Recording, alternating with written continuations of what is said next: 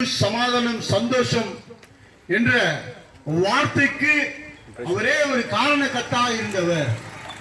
இந்த ஆண்டவர் இயேசு நேசிக்கிற குணம் படைத்த தெய்வம். அவரிடத்துல அன்பும் நேசமும் பாசமும் அளவில்லாமல் இருக்கிற ஒரு தெய்வம் அவரு. இந்த ஆண்டவர் இயேசு தான் நம்மை நேசிக்கிறார். அவர் ஒருவரையும் புறம்பே தள்ளுகிறவர் அல்ல.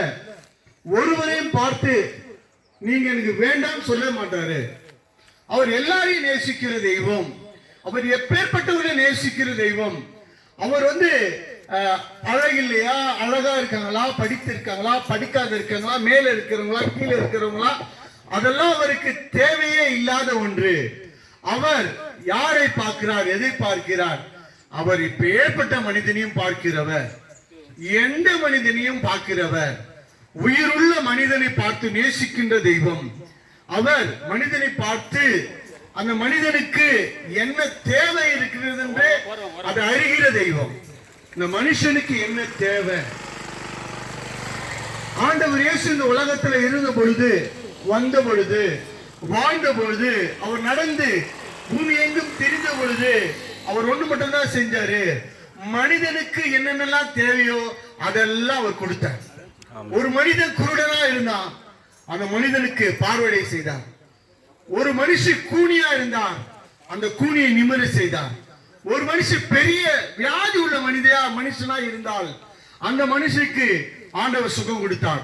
ஒரு குடும்பத்துல மரித்து போயிட்டு பயங்கரமான ஓர சத்தத்தோடு, அழுகை சத்தத்தோடு, வேதனை சத்தத்தோடு இருந்த குடும்பத்தை போய் பார்த்து அவர்களுக்கு ஆறுதல் சொல்லி அந்த மரித்து இருந்த மகளை உயிரோடு எழுப்பினார். சமாதானம் இருந்த மக்களுக்கு சமாதானத்தை கொடுத்தார்.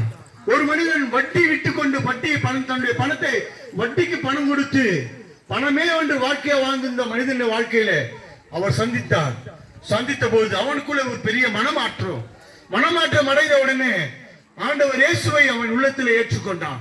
உள்ளத்தில் ஏற்றுக்கொண்ட பொழுது அநேகருக்கு தான தர்மங்களை கொடுத்து அவனுடைய வாழ்க்கையை மாற்றினார்.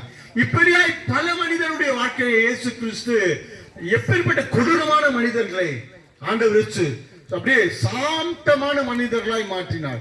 மிருகமுள்ள குணமுள்ள மனிதர்களை ஆண்டவரே அப்படியே சாந்த குணமுள்ள மனிதர்களாய் மாற்றினார். இந்த ஆண்டவர் இயேசு இன்றைக்கும் ஒரு மனிதனுக்கு